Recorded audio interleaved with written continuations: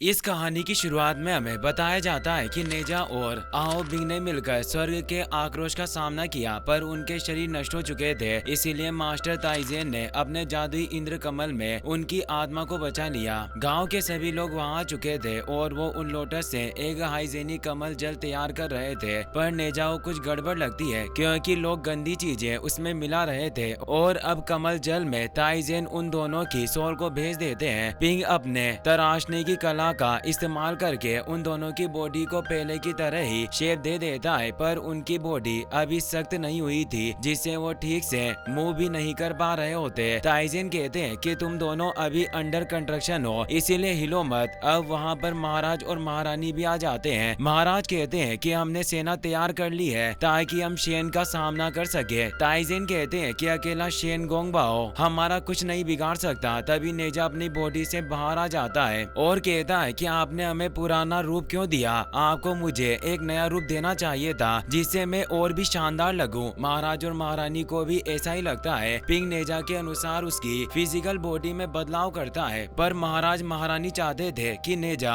Handsome, मजबूत और महान हो, जो सबका राजा हो। पर पिंग अपने हथियार छोड़ देता है क्योंकि वो ऐसी बॉडी नहीं बना सकता और वो नेजा को खुद अपनी बॉडी डिजाइन करने को कहता है। नेजा अब अपनी बॉडी बनाने लग जाता है, पर वो बिल्कुल कार्टून की तरह लग रहा था। इसीलिए महारानी और नेजा कहते हैं कि पहला मॉडल ही सही था और अब वो पिछला रूप ही फाइनल करके ताइजेन नेजा का अग्नि की ताकतों से अभिषेक करते हैं और आओ बिंग का जल तत्वों से अभिषेक करके रिफाइन करने लगते हैं। तभी एक सैनिक आकर बताता है कि समुद्र पर कोई शत्रु दिखाई दिया, शायद हो सकता है कि वो शेन गोंगबाओ हो और वो अकेला आया है। महाराज और महारानी उन्हें रोकने जाते हैं क्योंकि शेन पूरे गाँव को तबाह करना चाहता था ताकि उसकी सच्चाई किसी को पता न चले कि उसने आत्मिक मोती चुराया था। आओ बिंग भी उन्हें रोकने के लिए जाना चाहता था, पर ताइजेन उसे रोक देते हैं और कहते हैं कि तुम्हारा शरीर अभी पूर्ण नहीं हुआ। महाराज की पूरी सेना समुद्र के किनारे पर शेन गोंगबाओ को रोकने के लिए तैयार थी। महाराज शेन से पूछते हैं कि तुम आखिर यहाँ क्यों आए हो। शेन कहता है कि तुम्हें मेरी सच्चाई पता चली है कि मैं लुंग्स ड्रैगन के साथ षड्यंत्र रच रहा हूँ, इसीलिए मैंने सोचा कि मैं खुद ही तुम सभी को खत्म कर दूं। महाराज कहते हैं कि चेनतांग पास पर मेरी पूरी सेना मौजूद है और मास्टर ताइजेन भी हमारे साथ है, तुम अकेले हमारा कुछ नहीं बिगाड़ पाओगे। शेन कहता है कि तुम्हें किसने कहा कि मैं अकेला आया हूँ, और वो अपने पास मौजूद एक व्हाइट ड्रैगन नेल को बाहर निकालता है क्योंकि उसने ड्रैगन एम्परर के साथ मिलकर एक प्लान बनाया था कि अगर वो पूरे चेनदान पास को नष्ट कर दे तो महागुरु को उनकी सच्चाई पता नहीं चलेगी और उन्हें नर्क में नहीं भेजा जाएगा। ड्रैगन एम्परर की बहन ने अपने आकाश फाड़ने वाले नाखून को शेन को सौंप दिया क्योंकि स्वर्ग की वजह से सभी डीमन उस जगह पर कैद थे और वो आजाद नहीं हो सकते, पर वो नाखून से खोले गए पोर्टल से बाहर आ जाते हैं। अब शेन अपनी सोट के साथ उस आकाश फाड़ने वाले नाखून को मिला लेता है और वहाँ पर वॉइड पोर्टल ओपन कर देता है, जिससे बेड़ियों में स्वर्ग के द्वारा कैद किए गए दानव लावे के साथ बाहर आने लगे। सभी सैनिक हैरान थे कि आखिर पाताल के दानव यहाँ कैसे आ सकते हैं, ये तो हजारों वर्षों से पाताल में कैद थे।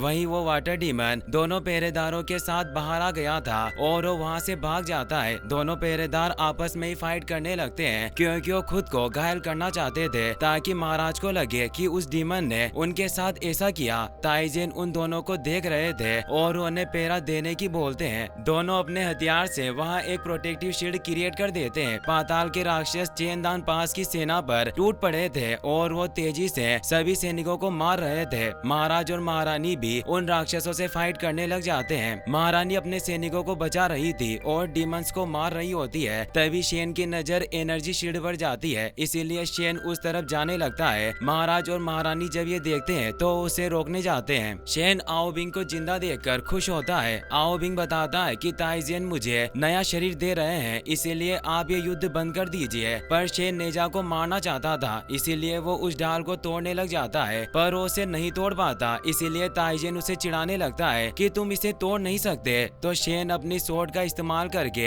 एक और पोर्टल ओपन कर देता है, जिससे ड्रैगन एम्परर के तीनों भाई बहन उस पोर्टल से बाहर आ जाते हैं, जो एक साथ मिलकर उस ढाल को तोड़ देते हैं और इससे एक तेज धमाका होता है। महाराज और महारानी भी दूर गिर जाते हैं, पर आओ बिंग ने नेजा और ताइजेन को बचाने के लिए एक प्रोटेक्टिव शील्ड एक्टिवेट कर दी थी, जिससे वो बच जाते हैं। पर इससे आओ बिंग का शरीर कमजोर पड़ रहा था, जिससे उसमें क्रेग उत्पन्न होने लगे। ड्रैगन एम्परर को भी पता पता चल जाता है कि उसके बेटे की जान खतरे में है, इसीलिए वो अपनी स्पीड के साथ बाहर आ जाता है और अपने बेटे को संभालता है। आओ बिंग कहता है कि मैं अपने लोगों को बचाने में नाकाम रहा। ड्रैगन किंग कहते हैं कि मैं सिर्फ यही चाहता हूँ कि तुम सुरक्षित रहो, मेरे लिए यही काफी है। आओ बिंग रोने लगता है। नेजा अब उस लोटस से बाहर आ जाता है। वो हैरान होता है कि आखिर आओ बिंग की बॉडी कैसे बेकार हो रही है। ताइजेन बताते हैं कि आओ बिंग ने अपनी बॉडी से ज्यादा जोर लगा लिया, जिससे इसका शरीर बिखर रहा है। शेन कहता है कि तुम्हें दिव्य लोटस से आओ बिंग के लिए एक और बॉडी तैयार करनी होगी, पर उस कमल की ऊर्जा खत्म हो चुकी थी। नेजा बोलता है कि बिना कमल के तो आओ बिंग की आत्मा नष्ट हो जाएगी, गुरुदेव आपको कुछ करना होगा। ताइजेन कहते हैं कि बिना पवित्र कमल के मैं आओ बिंग को नहीं बचा सकता। आओ बिंग की बॉडी लगातार पत्थर में तब्दील होकर नष्ट हो रही थी, पर वो अपने पिताजी को बोलता है कि इस चेनदान पास की इसमें कोई गलती नहीं, इसीलिए आप इन पर दया कीजिए, हमें ये सब बंद करना होगा, यही मेरी आखिरी इच्छा है। और अब उसकी सोल बाहर आ जाती है। नेजा अपने एक लौते दोस्त को नहीं खोना चाहता, इसीलिए वो जोर देकर गुरुदेव से पूछता है कि कोई रास्ता तो जरूर होगा जिससे आओ बिंग को बचाया जा सके। वो कहते हैं कि आओ बिंग को तुम्हारी बॉडी में रहना होगा। ड्रैगन किंग कहते हैं कि आखिर दो आत्माएं एक बॉडी में कैसे रह सकती है, इससे इन दोनों की जिंदगियों को खतरा होगा। ताइजेन बताते हैं कि आत्मिक मोती और दानव गोला एक ही शरीर से निकले हैं, इसीलिए इसमें कोई समस्या नहीं होनी चाहिए। नेजा जल्दी से आओ बिंग को अपनी बॉडी के अंदर बुला लेता है। नेजा को अजीब फील हो रहा था और उसे अंदर से आओ बिंग की आवाज सुनाई दे रही थी, जिससे वो खुश हुआ कि अब आगे काफी मजा आएगा। ड्रैगन किंग कहते हैं कि इस समाधान से तो हम सिर्फ 7 दिनों तक ही आओ बिंग को बचा पाएंगे, और उसके बाद क्या होगा। ताइजेन बताते हैं कि यूशु महल की तिजोरी में एक एलिसियर मौजूद है, जिसे संजीवनी बूटी के नाम से भी जाना जाता है, जो जादुई चीजों की शक्ति लौटा सकती है। हम जैसे ही उसे हासिल करेंगे तो पवित्र कमल फिर से खिल उठेगा। शेन कहता है कि मुझे नहीं लगता कि महागुरु लुम्स के बेटे को बचाने के लिए तुम्हें वो संजीवनी बूटी देंगे। तो ड्रैगन किंग गुस्से में कहता है कि अगर वो मेरे बेटे को नहीं बचाएंगे तो मैं स्वर्ग पर भी हमला करूंगा। शेन बताता है कि मेरे पास एक योजना है। यूशु महल चांग समुदाय के बीच स्थित है और चांग के जो शिष्य सबसे ज्यादा माहिर होते हैं उन्हें आगे बढ़ने के लिए ट्रायल लेने का मौका मिलता है, और जो इन 3 ट्रायल को पास कर लेते हैं उन्हें न केवल अमरता मिलती है बल्कि यूशु की तिजोरी से कोई भी एक जादुई चीज लेने का अधिकार भी मिल जाता है। यानी वो चाहता था कि नेजा उस ट्रायल में हिस्सा ले और उस संजीवनी बूटी को हासिल कर ले। नेजा खुश होता है क्योंकि इससे वो भी अमर बन जाएगा और नेजा और आओ बिंग दोनों की जान बच जाएगी। पर महाराज को ये ठीक नहीं लगता। वो कहते हैं कि हमें सच्चाई की राह पर चलकर महागुरु के आगे प्रार्थना करनी चाहिए। इससे ड्रैगन किंग गुस्सा होते हैं और वो अपने एक साथी की मदद से महाराज को पकड़ लेते हैं और कहते हैं कि अगर मेरा बेटा मर गया तो उसके साथ तुम्हारा ये चैनदास पास भी राख हो जाएगा। अभी भी उसके राक्षस गांव वालों को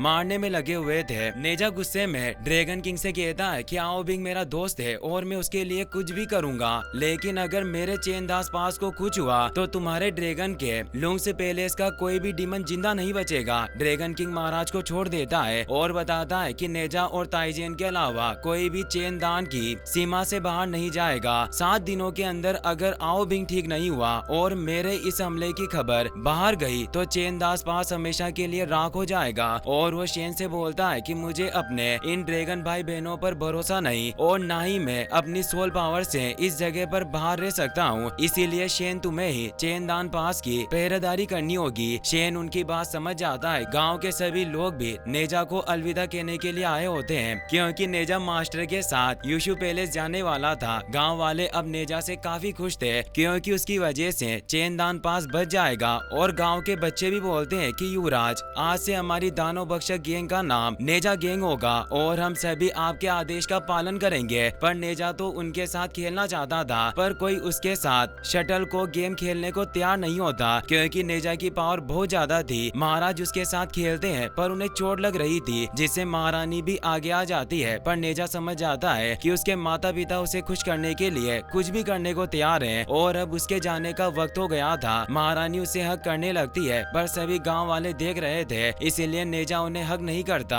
और अपना सामान लेकर ताइजेन के साथ वहां से निकल जाता है। रास्ते में ताइजेन महारानी का पैक किया हुआ खाना मजे से खा रहे होते हैं। वो नेजा से कहते हैं कि क्या तुमने ट्रायल के बारे में कुछ सोचा कि तुम उन्हें कैसे पास करोगे। नेजा पूछता है कि आखिर इन 3 ट्रायल में मुझे क्या करना होगा। वो बताते हैं कि तुम्हारी साधना की परीक्षा ली जाएगी और तुम्हें धरती के भयानक दानवों जैसे 3 दैत्य राजाओं को हराना होगा। नेजा बोलता है कि लड़ना ही तो है, इसमें तो मैं माहिर हूँ, लेकिन अगर नेजा ने ट्रायल के दौरान अपनी डीमन पावर का इस्तेमाल किया तो उसकी सच्चाई सामने आ जाएगी, क्योंकि युशु महल में दानवों के आने पर मनाही थी। इसीलिए अब नेजा डिसाइड करता है कि वो अपनी बॉडी पर आओ बिंग को कंट्रोल करने देगा ताकि उसकी असुरी शक्तियों का किसी को पता न चले। अब वो एक पहाड़ पर आ गए थे ताकि आओ बिंग नेजा की बॉडी में प्रैक्टिस कर सके, पर 2 आत्माएं एक बॉडी में होने से आओ बिंग नेजा की बॉडी को कंट्रोल नहीं कर पा रहा होता। ताइजेन को एक आइडिया आता है और वो अपने पास से नींद की गोलियां निकालते हैं, क्योंकि नेजा के सोते ही आओ बिंग पूरी तरीके से नेजा की बॉडी को कंट्रोल कर पाएगा। नेजा को यह आइडिया पसंद आता है, पर वो एक साथ सारी गोलियां खा गया जिससे वो तुरंत बेहोश हो गया।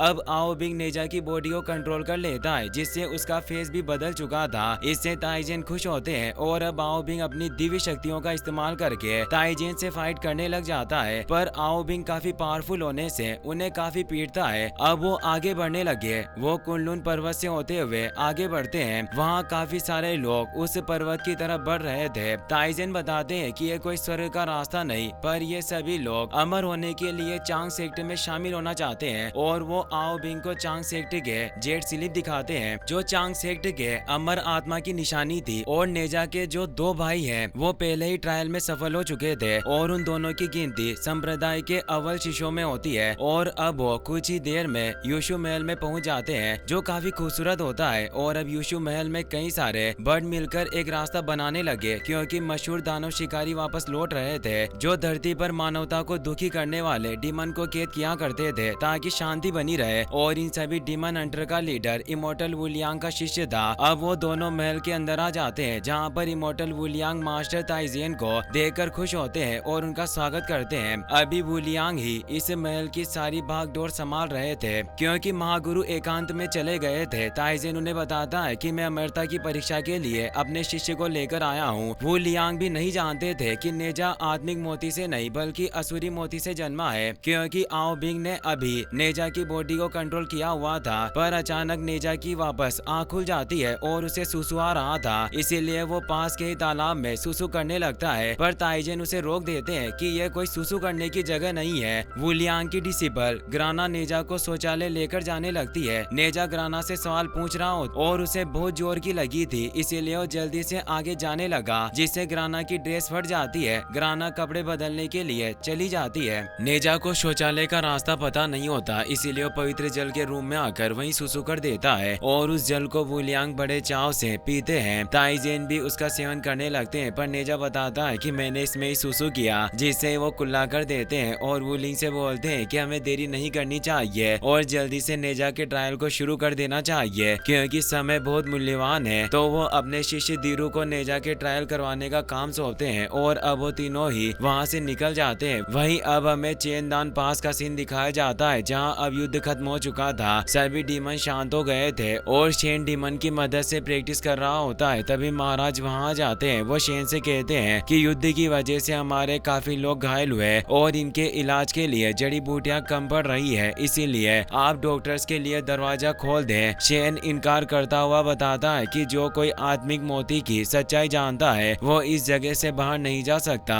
पर महाराज उनसे हाथ जोड़कर विनती करते हैं, क्योंकि वो लोगों को मरते हुए नहीं देख सकते। पर शेन का दिल नहीं पिघलता। तभी एक डीमन आकर बताता है कि हमने एक जासूस को पकड़ा है जो शहर के बाहर से आया है। वो लड़का शेन का भाई होता है जिसने अपना भेष बदला हुआ था। शेन उसे पहचान जाता है। उसका नाम जियो बाओ होता है। जियो बाओ उन्हें गले लगा लेता है और कहता है कि आप काफी सदियों से घर नहीं आए, इसीलिए मुझे आपकी याद आ रही थी और पिताजी ने ही मुझे आपको ढूंढने भेजा। आपकी इस कंपस से ही मैं यहाँ पहुँच पाया। शेन उससे अपने पिताजी के बारे में पूछता है कि वो कैसे हैं। जियो बाओ बताता है कि जब से आप युशु महल में दाखिल हुए पिताजी का हौसला काफी बढ़ गया, क्योंकि हमारे गांव में सिर्फ आप ही इमोर्टल बन पाए हो और अब दूर दूर से कई सारे डीमन पिताजी से ट्रेनिंग लेने आते हैं। शेन उसके यहाँ आने की वजह पूछता है तो वो बताता है कि आपने तो मुझसे वादा किया था कि जब मैं इंसानी रूप बदलना सीख जाऊंगा आप मुझे युशु महल ले जाओगे, पर वो अभी भी परफेक्ट तरीके से वेश बदलना नहीं सीखा होता। जियो बाई को लगता था कि उसके भाई न्याय प्रेमी है और वो किसी के साथ अन्याय नहीं करते और न ही बुराई का साथ देते हैं, पर वो इतने सारे डीमन को देखकर पूछता है कि आखिर आपने चेनदान पास को क्यों घेर रखा है। शेन के पास कोई जवाब नहीं होता। महाराज उस लड़के का दिल नहीं तोड़ना चाहते, इसीलिए वो कहते हैं कि तुम्हारे भैया हमारे चेनदान पास की हिफाजत कर रहे हैं। बुरी शक्तियों ने जब हम पर हमला किया तो मास्टर शेन और समुद्री डीमन ने हमारी मदद की, जिसकी वजह से हम इनके शुक्रगुजार हैं। जियोबाई इससे काफी खुश होता है, पर शेन उसे कहता है कि मैं तुम्हें अभी युशु महल लेकर नहीं जा सकता, क्योंकि अभी मैं टॉप 12 इमोर्टल में शामिल होने की तैयारी कर रहा हूँ। तो जियोबाई भी मान जाता है, पर वो काफी दुखी हो गया, इसीलिए शेन उसे अमरता की गोलियां देता है और अब जियोबाई वहाँ से चला जाता है। शेन महाराज के साथ के लिए उसे थैंक्स कहता है और अब शेन भी गांव वालों की मदद करने के लिए तैयार था, इसीलिए अब वो खुद जरूरत की सभी जड़ी बूटियों को लेकर आता है। वहीं अब हमें डाकुओं के पर्वत का सीन दिखाया जाता है, जहाँ बीवर डीमन रहा करते थे। नेजा को अपने फर्स्ट ट्रायल में उन सभी डीमन को पकड़ना था।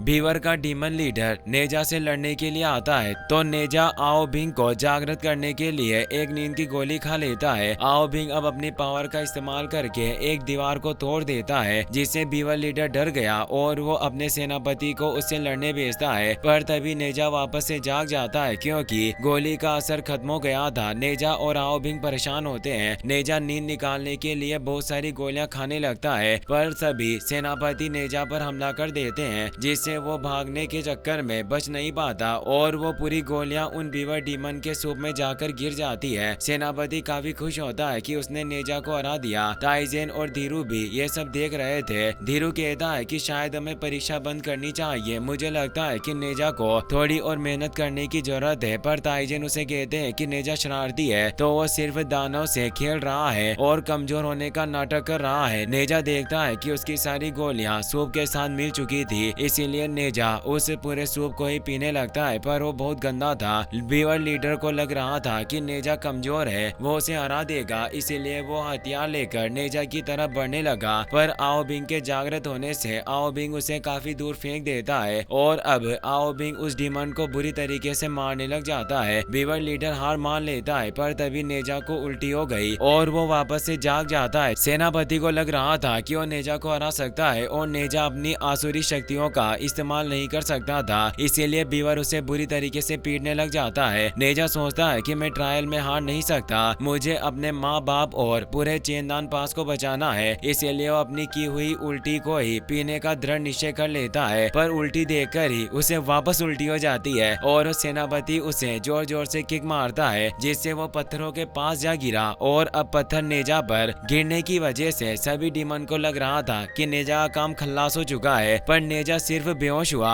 और उसके बेहोश होने की वजह से आओ बिंग जाग गया था और अब वो उस सेनापति को बहुत ही बुरी तरीके से मारता है और सभी डीमन के साथ दूर फेंक देता है, जिससे सभी डीमन वहां से भागने लगते हैं। पर धीरू अपने सभी साथियों की मदद से उन्हें घेर कर गिरफ्तार कर लिया जाता है। आओ बिंग पूछता है कि आखिर आप सबको क्यों पकड़ रहे हो। धीरू कहता है कि ये डीमन इंसानों को तकलीफ देते हैं, इसीलिए हम इन सभी को युशु महल लेकर जाएंगे, जहाँ इन्हें बुराई के रास्ते से हटाकर अच्छाई के रास्ते पर चलना सिखाया जाएगा। और अब वो सभी डीमन को पकड़कर युशु महल आने लगते हैं। नेजा ने अपने फर्स्ट ट्रायल को पास कर लिया था। सभी लोग नेजा को देख रहे थे और कहते हैं कि यह जिंजा और मूजा का छोटा भाई है, जो आत्मिक मोती का पुनर्जन्म है। नेजा अपनी तारीफ सुनकर खुश हो रहा था, पर एक आदमी कहता है कि यह देखने में बिल्कुल भी एक युवराज की तरह नहीं लगता, बिल्कुल भूत जैसा लग रहा है। नेजा को काफी गुस्सा आता है और वो एक पिलर को उखाड़कर उसे मारने जाने लगा, पर ताइजेन उसे रोक लेते हैं। शाम को वू लियांग नेजा और बाकी सभी शिष्यों को अपने पास बुलाते हैं, क्योंकि आज 6 सितारे एक कतार में आने वाले थे, जिससे जेट पोर्ट में सभी अपने भाइयों से मिल सकते थे, यानी सभी गोल्डन इमोर्टल्स वहां आने वाले थे। कुछ ही देर में चांग संप्रदाय की सभी अमर आत्माएं वहां जाती है, क्योंकि धर्म युद्ध कभी भी छिड़ सकता है, इसीलिए सभी इसी मुद्दे पर चर्चा कर रहे थे। चांग के एक इमोर्टल बोलते हैं कि हाल ही में जीए सेक्ट ने भी बहुत तरक्की की है, इसीलिए हम सभी को उनसे होशियार रहना होगा और अपने सेक्ट को मजबूत बनाने की पूरी कोशिश करनी चाहिए। वू लियांग बोलते हैं कि आप सभी ने बिल्कुल ठीक कहा, मैं कब से इसी की तैयारी कर रहा था। और वो उन्हें अपनी तैयारी की हुई 9000 इमोर्टल से पिल्स दिखाते हैं। एक इमोर्टल कहते हैं कि इन गोलियों से हमारी पावर काफी बढ़ जाएगी, पर आपके पास इतनी सारी पिल्स कहाँ से आई। ग्राना कहती है कि गुरुजी ने अपनी साधना को दांव पर लगाकर तायान कुंड के साथ कड़ी मेहनत से ये गोलियां बनाई है। सभी इमोर्टल इसके लिए वू वुलियांग का शुक्रिया अदा करते हैं। वुलियांग अब इस सभा को संपन्न करते हैं, पर एक इमोर्टल बताता है कि जिंजा और मुजा मेरे और पूजियान के डिसिपल हैं और वो सालों से दूर रहकर साधना कर रहे हैं, इसीलिए वो अपने छोटे भाई नेजा से कभी नहीं मिले और अभी इस सितारों के संगम को खत्म होने में थोड़ा वक्त है, इसीलिए हमें इन भाइयों की मुलाकात करवा देनी चाहिए। पर नेजा डर जाता है और वो नीचे आ गया क्योंकि उसे लग रहा था कि वो उसकी शक्ल देखकर उससे प्यार नहीं करेंगे, इसीलिए वो नींद की गोलियां ले लेता है ताकि उसकी जगह आओ बिंग उनसे मिल सके। आओ बिंग अब ऊपर आ जाता है जहां अब नेजा की वजह से आओ बिंग उन दोनों भाइयों से बात करता है। जब सितारों का संगम खत्म हुआ तो वहां से चले गए थे, पर आओ बिंग के आंखों में आंसू थे। नेजा इससे हैरान था। आओ बिंग बताता है कि तुम्हारे भाई बहुत अच्छे हैं और वो तुम्हारी काफी फिक्र करते हैं, जिससे मुझे मेरे भाइयों की याद आ गई, पर वो अब नहीं रहे। नेजा भी इससे इमोशनल हो जाता है और आओ बिंग से कहता है कि मुझे बचपन से काफी गुस्सा आता है और हम दोनों ही दानव पैदा हुए, जिससे हमारे पेरेंट्स को हमारी फिक्र होती है, पर ये हमारी गलती नहीं। हम सब कुछ ठीक करने के बाद अमर आत्माओं में अपनी जगह बनाएंगे, जिससे उन्हें सम्मान मिलेगा। अगले दिन नेजा अपने सेकंड ट्रायल के लिए आ जाता है जहां उसे एक डीमन मास्टर से फाइट करनी थी जो डीमंस को ट्रेनिंग दिया करता था। नेजा 3 नींद की गोलियां लेकर आओ बिंग को जागृत कर लेता है, जिससे आओ बिंग उस डीमन मास्टर से फाइट करने लग जाता है। उन दोनों के बीच काफी एपिक फाइट स्टार्ट हो जाती है, पर जब वो पानी में जाते हैं तो डीमन मास्टर अपने वाटर पावर का इस्तेमाल करता है, जिससे उसकी स्पीड काफी फास्ट हो गई थी और वो आओ बिंग को पीटने लगता है। और जब वो पानी के अंदर जाते हैं तो आओ बिंग समझ जाता है कि डीमन मास्टर की पावर ज्यादा नहीं है, बस वो लाइट की मदद से दूसरी जगह पर पहुंच जाता है और यह टेक्निक उसकी पानी के अंदर ही काम करती है। इसीलिए अब आओ बिंग भी अपनी वाटर टेक्निक का इस्तेमाल करके पूरी नदी को ही बर्फ में तब्दील कर देता है। पर डीमन मास्टर इतना कमजोर नहीं था, वो एक तेलिस्मान को बनाकर आसमान में छोड़ता है, जिससे काले बादल छाने लगते हैं और फिर से बारिश स्टार्ट हो जाती है। अब हम जियो बाओ को देखते हैं जो डीमन मास्टर का ही बेटा होता है, यानी डीमन मास्टर ही शेन के पिता थे, इसीलिए जियो बाओ ने बचाने के लिए भागने लगता है। बारिश होने की वजह से डीमन मास्टर आओ बिंग को पीटने लगा था और वो उसे स्वॉर्ड से मारने वाला था, पर तभी नेजा उसके तेलिस्मान वाले हाथ को बर्फ में जमा देता है, पर डीमन मास्टर अपने हाथ को ही काट देता है और उस तेलिस्मान के खत्म होने से बारिश बंद हो जाती है। धीरू अपने सभी साथियों से उन्हें घेर लेता है, पर सभी डीमन उनके साथ नहीं जाना चाहते थे, पर डीमन मास्टर बताते हैं कि इनके साथ जाने में ही तुम्हारी भलाई है, ये तुम्हें सही रास्ते पर लेकर जाएंगे और इमोर्टल बनने में मदद करेंगे, जिससे वो अपने हथियार नीचे डाल देते हैं और यूशु महल के सभी डिसिबल उन्हें बांध लेते हैं। साथ ही वो डीमन मास्टर को भी पकड़ लिया जाता है। जियो बाओ जब ये देखता है तो अपने पिता को बचाने के लिए भागता है। डीमन मास्टर जानता था कि यूशु महल के लोग उसे भी पकड़ लेंगे क्योंकि वो उनके डिसिबल पर अटैक करने लग गया था। जियो बाओ नेजा के पास अपने पिता का हाथ देखता है, जिससे उसे लग रहा था कि वो सभी इन्हें मारना चाहते हैं, इसीलिए वो नेजा पर अटैक करने लगता है। यह देखकर धीरू अपने एरो से जियो बाओ पर हमला करता है, पर उसे बचाने के लिए डीमन मास्टर सामने आ जाते हैं, पर उस तीर से दोनों इंजर्ड हो जाते हैं। धीरू वापस उन पर हमला करने वाला था, इसीलिए वो अपनी इलेक्ट्रिक पावर का इस्तेमाल करके दूर भागने लगते हैं, पर धीरू उनके पीछे कई सारे एरो को छोड़ देता है, जिससे वो भाग नहीं पा रहे थे और दूर गिर जाते हैं। डीमन मास्टर अपने बेटे की जान बचाने के लिए उसे यहाँ से भगा देते हैं और डीमन मास्टर मारा जाता है। धीरू जियो बाई पर भी तीर चलाने लगता है, पर आओ बिंग उसके सामने आकर उसे रोक लेता है और बताता है कि वो बस अपने पिता को बचाना चाहता था। वहीं महाराज और महारानी ने शेन को डिनर पर बुलाया होता है और वो साथ बैठकर खाना खा रहे थे। वो समुद्री डीमन को भी महाराज ने काम पर रख लिया था। महाराज कहते हैं कि ये भले ही दानव है पर दिल का बहुत अच्छा है। तभी वहाँ डीमन जियो बाई को लेकर आ जाते हैं जो घायल हालत में थे। शेन उसे देखकर परेशान होता है और उससे पूछता है कि तुम्हारा ये हाल किसने किया, तो बताता है कि इमोर्टल्स ने हमला किया, पिताजी का हाथ भी नेजा ने काट दिया और अब जियो बाई की भी मौत हो जाती है, जिससे शेन काफी गुस्सा हो गया। वहीं नेजा के ट्रायल पास करने पर उसे बधाई दी जा रही थी। तभी चेनदान पास के दोनों सैनिक वहां जाते हैं जो बताते हैं कि चेनदान पास पर बहुत बुरा हुआ है। नेजा अपने मास्टर के साथ वहां पहुंचता है। पूरा चेनदान पास तबाह हो चुका था, वहां कोई भी जिंदा नहीं बचा, सारे लोग मारे गए। नेजा के मॉम डैड भी नहीं बचे थे, जिससे वो काफी दुखी हो गया। उसे लग रहा था कि ड्रैगन किंग ने ही ये सब किया होगा और वो ड्रैगन राक्षसों से इसका बदला लेने का डिसाइड करता है। इसी के साथ ये पार्ट यहीं पर खत्म हो जाता है। नेक्स्ट पार्ट अगर आप जल्दी देखना चाहते हो तो मुझे कमेंट में जरूर बताना और इस वीडियो का 10 के लाइक हम जल्दी जल्दी पूरा कर देना। Take care, good bye.